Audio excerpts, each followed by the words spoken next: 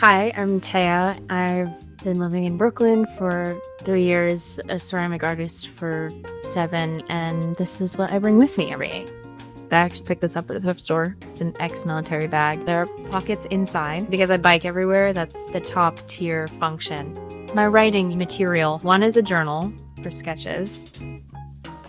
On that note, I have a pen. This is my favorite pen. There's very little ink in there. Part of this is sketching and staying up to date with ideas and thoughts rather than jotting it on the phone. Headphones to voice note my friends a lot. Some people don't want a podcast, but love a chatty Cathy. I'm a yapper. I love to just...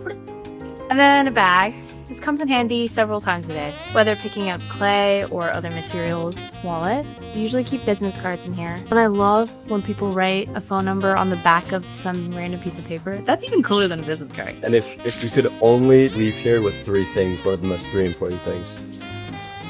1, 2, 3. The handwritten stuff is irreplaceable. And those are the compartments in my bag.